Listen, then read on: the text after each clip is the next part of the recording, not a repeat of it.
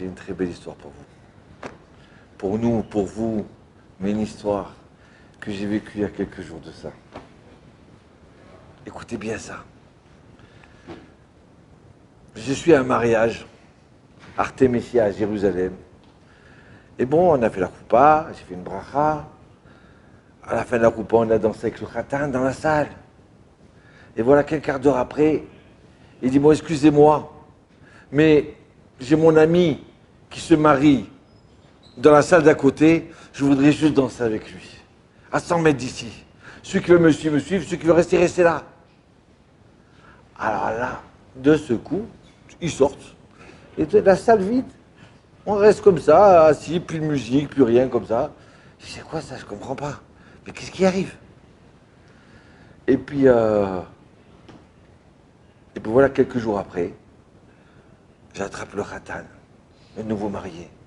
Je l'appelle, je lui dis, regarde bien, raconte-moi cette histoire, qu'est-ce que c'est ça? Il me dira, je vais vous redire. Il y a 3 mois de ça, j'ai trouvé ma kala pour me marier. Et mon ami à la yeshiva, Jérémy, il a trouvé sa kala. Donc moi j'étais le premier, après lui après. Donc alors je décide la date du mariage.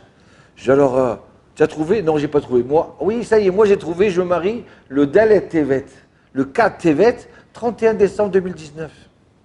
Ah, extraordinaire, très bien. Et toi? Ben je sais pas. Et une semaine après, il revient dire, alors, tu as trouvé? Oui, oui, ça y est, j'ai trouvé ça, j'ai trouvé la date de mariage. Alors, c'est quand tu te maries?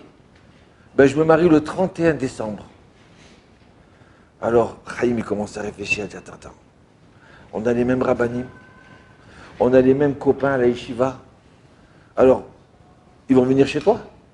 Ils vont venir chez moi? Comme ça, il pense. Et alors, il a un Yetzera, comme ça, et puis d'un seul coup, il se dit, Mazal Tov, 31 décembre, extraordinaire, je suis très content pour toi. Ah, je suis heureux, alors je suis heureux. Et voilà que 3 jours après, il le revoit encore une fois. Alors, et la salle?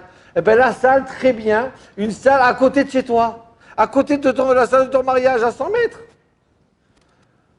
Alors, il commence à dire, attends, alors, les gens ils vont sortir du mariage, ils vont aller chez lui. Alors, c'est quoi ce mariage? J'ai pas compris. 5 minutes là-bas, 10 minutes ici, c'est quoi ça? Et puis d'un seul coup, il dit, attends, c'est quoi? Comme je suis content, alors là, on va kiffer tous ensemble. Ah! Le maître, quand il me raconte ça, j'étais émerveillé. Il me dit, mais Ravra, c'est pas terminé. C'est quoi, c'est pas terminé? Eh bien, 10 jours avant le mariage, le khatan, comme ça, Jérémie, il préparait son mariage, il traverse une des rues de Jérusalem, derrière Hebron, la rue de Hebron, et il marche, et il y a un chauffeur qui, à un moment, il a regardé son portable, je pense, et il ne le voit pas traverser. Aïe, aïe, aïe, mais Jérémie, il va se faire écraser. Non, mais c'est pas possible. Et voilà que la voiture, elle arrive, et elle envoie Jérémie en l'air. Il reçoit un coup sur le pare-brise, sur la tête, comme ça, le sang, et un deuxième coup. C'est la catastrophe. Il n'y a plus de mariage, il n'y a plus rien, il n'a même pas le temps de dire Shema Israël.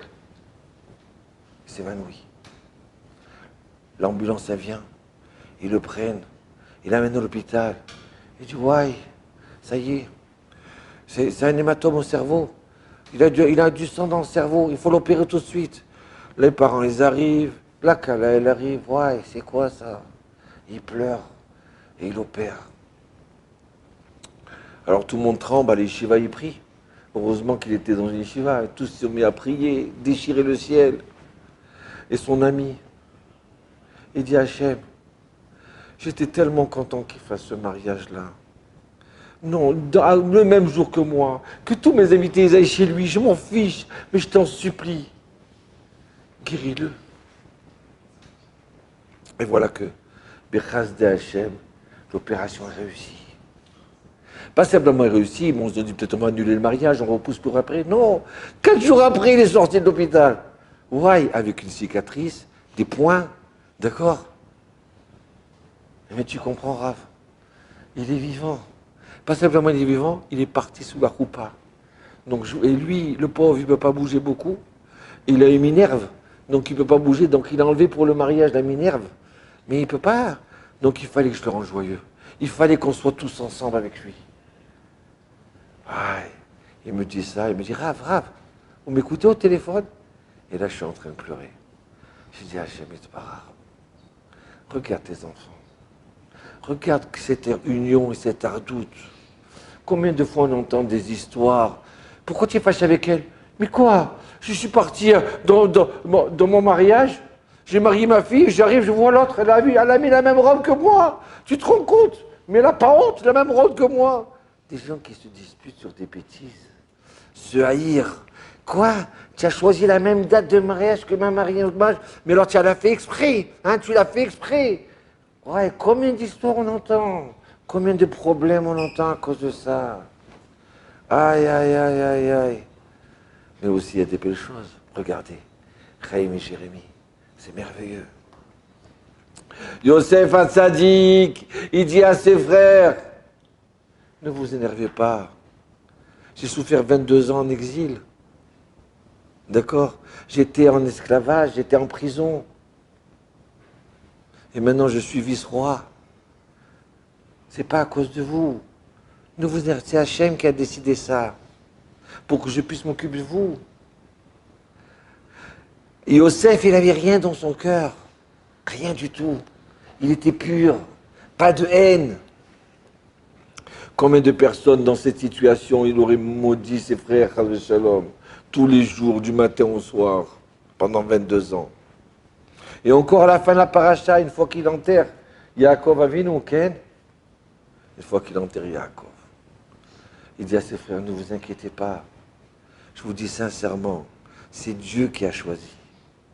Quand on réfléchit, en fin de compte, qu'on ne vit pas horizontalement, que c'est la vie, c'est Hachem qui décide, qui bouge les choses. Donc alors si celui-là, il est passé devant moi, s'il a choisi ce mariage, c'est pas grave, c'est peut-être pour mettre en épreuve, pour voir si je vais m'énerver ou non. Mais moi, qu'est-ce qu'il veut Hachem de moi? Qu'on s'unisse. De la même façon que papa, il veut que ses enfants, ils s'aiment. Vous comprenez? C'est comme ça qu'on doit se comporter. Une union comme ça. Écoutez bien. Yaakov va venir réunir ses frères, ses enfants, ses 12 enfants, les 12 tribus d'Israël. Issachar, Zevouloun, Yehuda, Naphtali. Il leur dit, mes enfants, allez prendre un bois, une branche. Et chacun, ils vont chercher une branche. Il dit, maintenant, cassez la branche. Ils ont cassé la branche chacun. Qu'est-ce qu'il veut notre papa? Qu'est-ce qu'il veut le tzaddik? Yaakov. Et voilà que Lara dit maintenant, allez me chercher 12 branches. Ils ont pris 12 branches. Il dit maintenant, Yehuda, allez, prends ces 12 branches et casse-les. Il essaye. Après, donne à ton frère, donne à l'autre frère, donne à ce Binyamin. Ils ne sont pas arrivés. Il dit, vous comprenez mes enfants? Chaque branche, individuellement, on peut la casser. Il n'y a pas de problème. Mais 12 ensemble, on ne peut pas les casser, c'est très très dur. Mes enfants, si vous êtes désunis, chacun vit sa vie, chacun fait sa prière, chacun mange que pour lui, chacun regarde son assiette, chacun veut passer devant l'autre, alors à ce moment-là, vous êtes vulnérables. Mais si vous êtes unis ensemble, si vous vous tenez la main, si vous essayez de relever celui qui est tombé, si vous essayez de ne pas tomber dans la dispute, parce qu'il y aura des raisons de se disputer, alors à ce moment-là, vous êtes unis, personne ne peut vous casser. Même si les chiens ils aboient, même s'ils vous veulent du mal, mais vous êtes unis, on ne pourra pas vous gagner.